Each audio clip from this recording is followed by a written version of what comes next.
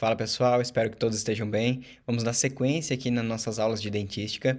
Hoje a gente vai conversar um pouquinho sobre alguns instrumentais e materiais, né, que a gente vai utilizar na odontologia, nos procedimentos clínicos, principalmente voltado à dentística, tá? Então isso é um vídeo bem simples, bem básico, para vocês começarem a se introduzir, conhecer um pouquinho dos materiais que vocês vão utilizar. Então lembrando que esse vídeo é destinado a acadêmicos de odontologia que estão no início aí da sua graduação.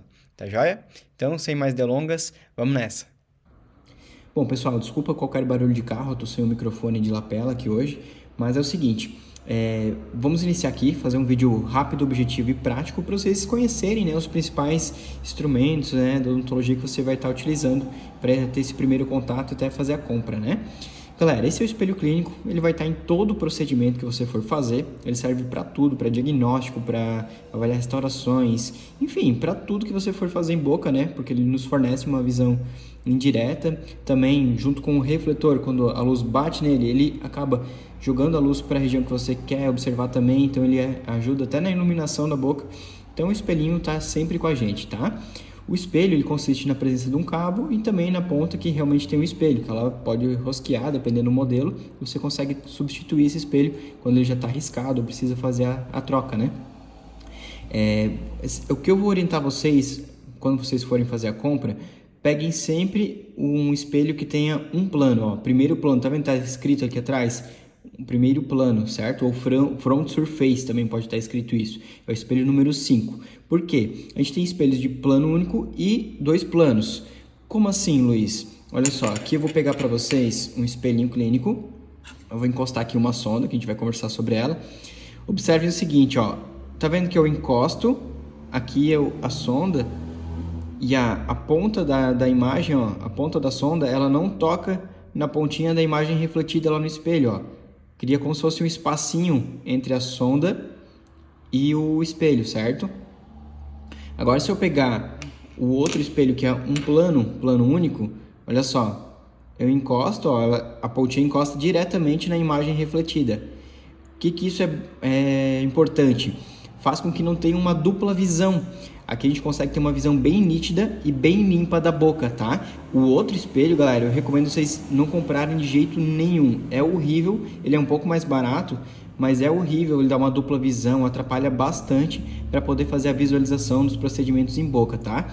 Então esqueçam esse tipo de espelho, recomendo fortemente para vocês vão ver que é outra vida trabalhar com espelho de plano único, tá? Plano único ou front surface.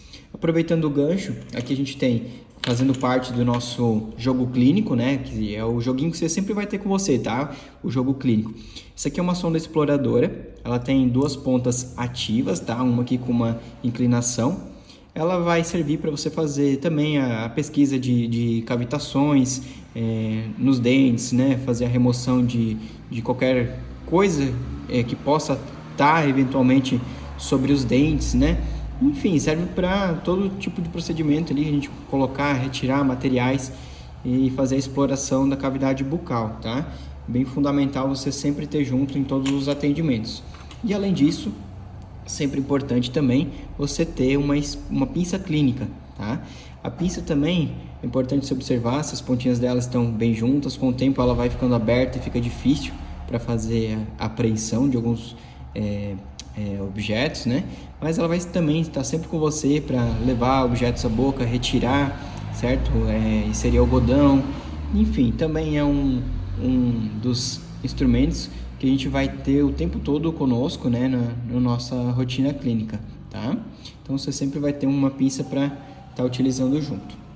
Ainda fazendo parte do kit clínico, normalmente o pessoal fala, né, que o principal é espelho, sonda e pinça, que foi o que eu mostrei para vocês. Mas eu sempre recomendo junto você ter também uma cureta, tá? Aqui no caso ela tem diversos tamanhos, essa aqui é a número 17.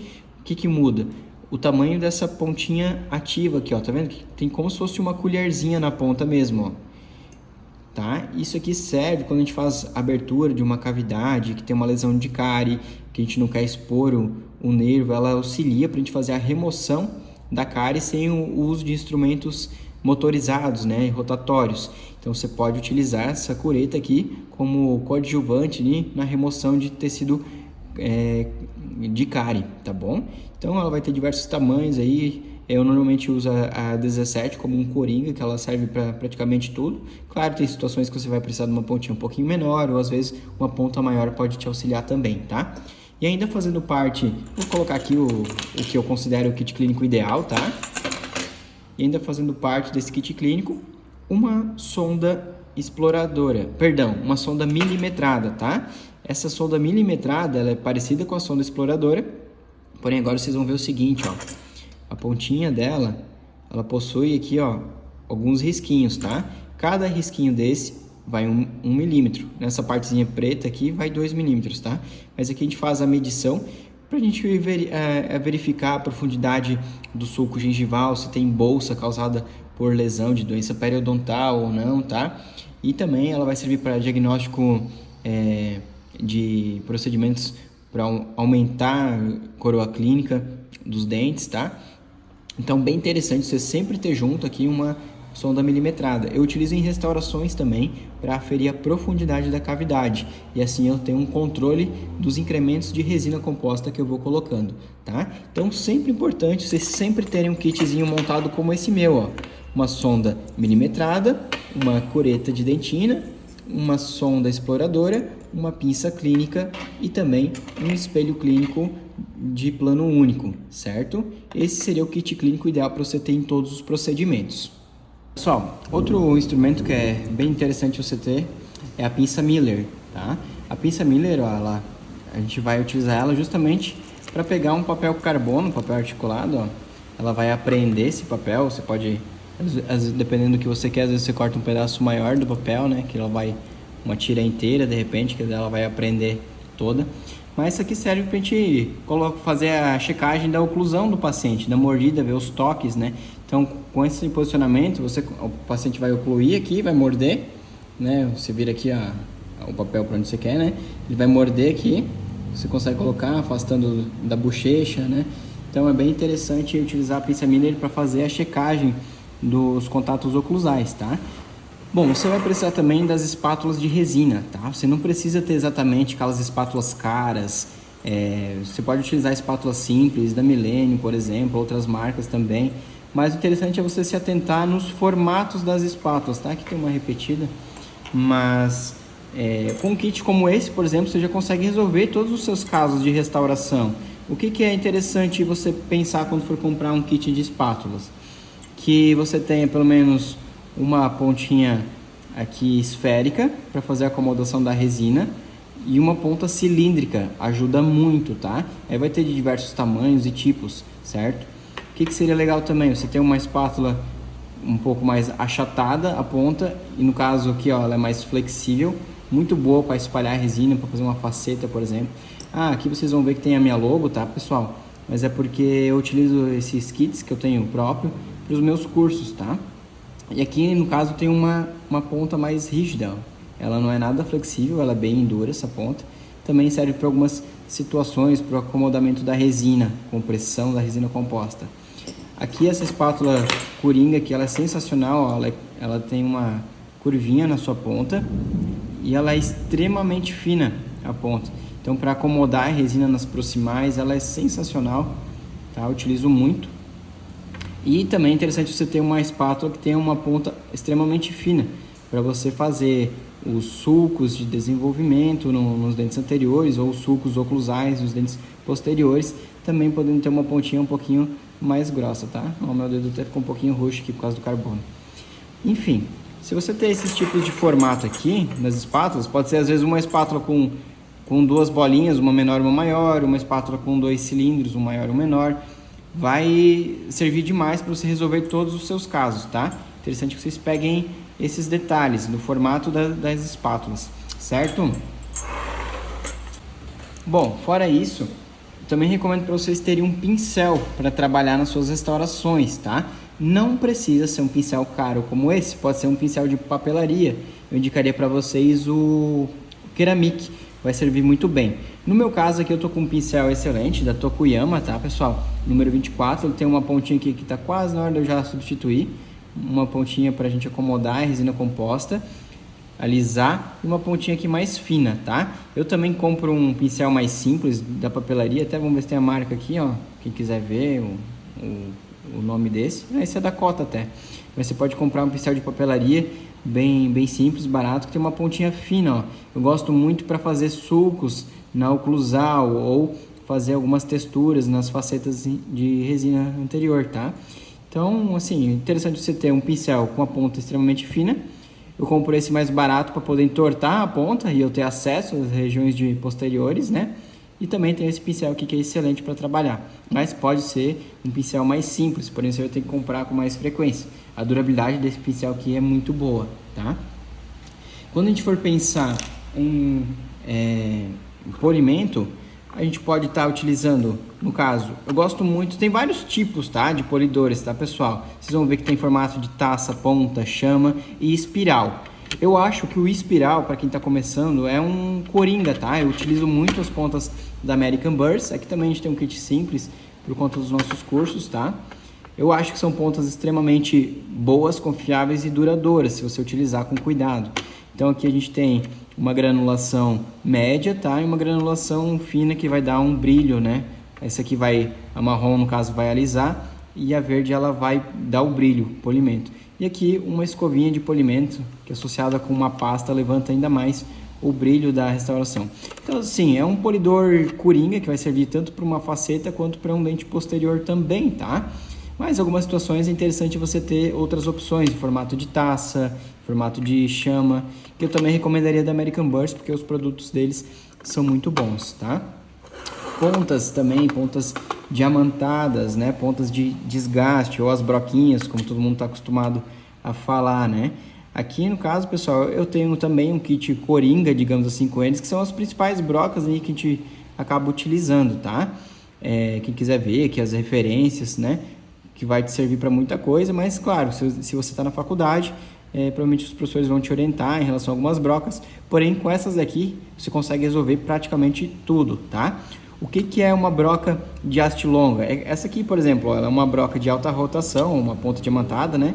Que ela tem um pescoço bem comprido para você acessar diversas regiões. E também ela pode ter uma haste menor com diversos tamanhos da ponta ativa, tá? Então a gente tem vários formatos de pontas diamantadas, que isso também a gente poderia entrar no mérito em um outro vídeo, mas isso aqui é só para vocês se introduzirem e saberem. Então basicamente para vocês diferenciarem, as que tem tarja vermelha, pessoal, são pontas de granulação fina, tá? Tarja amarela, granulação extra fina. Essas aqui servem para a gente dar um acabamento, um refinamento no preparo. E as de tarja azul, elas têm um maior desgaste, tá? As brocas da American Burst, elas são triplo diamantadas, então elas tendem a durar bastante, porém, claro, depois de algumas utilizações você precisa trocar. Você vai ver que a gente tem as altas rotações, que ó, toda a superfície dela é lisa aqui, ó, que você vai acoplar no motor. E a gente também tem a baixa rotação, ó. Você vai ver que na baixa rotação, ela tem como se fosse umas lâminas na pontinha dela, não é diamante que nem tem nessas outras brocas. Aqui ela é lâminas de corte, que vão fazer o corte da dentina, né? Cavidades mais profundas. E ó, agora na ponta dela, onde encaixa, é diferente. Ela tem um engatezinho que indica aqui que ela é uma broca de baixa rotação, tá bom? Você vai colocar no motor de baixa rotação, no contra-ângulo. Então, resumindo, né? Polidores e pontas diamantadas.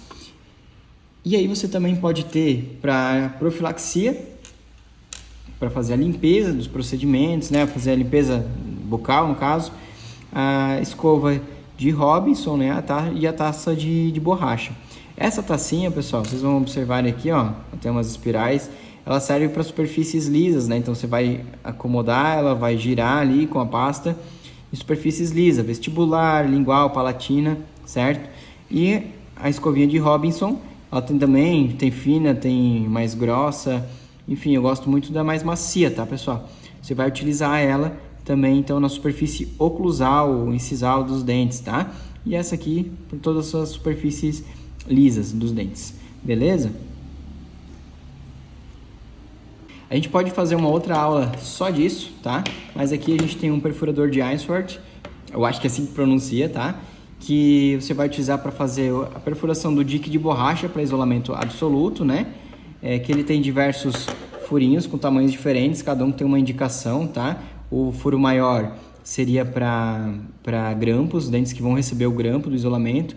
o outro furo para molares, pré-molares, incisivos e às vezes caninos também, tá? Esse aqui serve para caninos e pré-molares. Esse aqui para incisivos e incisivos inferiores, o menor furo. Claro, dependendo da anatomia, do formato do dente, você pode variar o tamanho da perfuração, tá? O ideal é que seja próximo ao tamanho do dente, né? Quanto menor o dente, menor o furinho que você vai utilizar. Nós também temos a pinça Palmer, né? Que vai utilizar para levar o grampo em posição, certo? Dica, sempre utilize a palma da mão para cima, vai ficar mais fácil para você levar na região inferior. E se você for levar o grampo para uma região superior, você vai virar a pinça, ó, e vai encaixar o grampinho e vai levar. Fica muito mais prático para você não ficar cruzando o seu cotovelo. A gente pode fazer uma aula só de isolamento para vocês também, tá? Então a gente vai ter que pegar, nem vou abrir aqui do pacote, mas só para vocês observarem, pessoal. A gente tem os grampos que podem ser com asa ou sem asa, tá? Eu utilizo muito mais sem asa, mas tem algumas situações que eu gosto do com asa. Mas claro, precisaria uma aula inteira para conversar, mas só para vocês terem uma noção, né? E também temos o arco de Young para fazer aprisionamento do dique de borracha, né? Para fazer o isolamento absoluto. Que também a gente tem diversos tipos aqui no consultório. Eu gosto bastante de trabalhar com esse aqui, bem grande. Ele fica mais confortável no outro paciente. Tem plástico também, quando às vezes você precisa fazer às vezes alguma radiografia, que na dentística dificilmente mesmo você vai fazer algum raio-x durante o procedimento, é mais na endodontia, que daí no caso ainda utiliza um outro tipo de arco também, tá? O de Ostby, beleza? Mas enfim, então a gente tem esses aqui como os arcos para fazer o isolamento absoluto. Bom, e para finalizar também, né, a utilização de um fotoativador. É importante você ter um fotoativador de excelente qualidade, tá? Se vocês não viram ainda, a gente tem uma aula aqui no YouTube falando sobre fotoativação. Não precisa ser exatamente um Valogram, que é digamos, a Ferrari dos fotoativadores. Você pode utilizar um fotoativador mais simples também, verifica a aula lá. Mas é o aparelhinho que vai fazer a conversão basicamente de tudo que é adesivo, né? Adesivo, resina composta, cimento resinoso.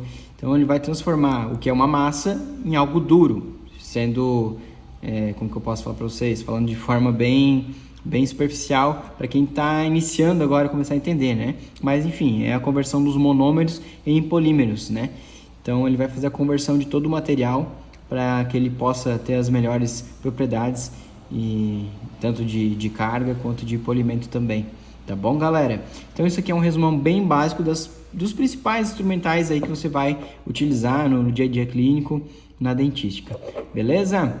Espero que você tenha gostado desse vídeo. Por favor, se inscreva aqui no canal, deixa o like, isso me ajuda demais. Comenta qualquer coisa e divulga esse vídeo para os seus colegas de graduação, tá joia? Não esqueça de seguir também minhas redes sociais, @Dr. Luiz F. Tenfen, tá joia? Grande abraço e até o próximo vídeo.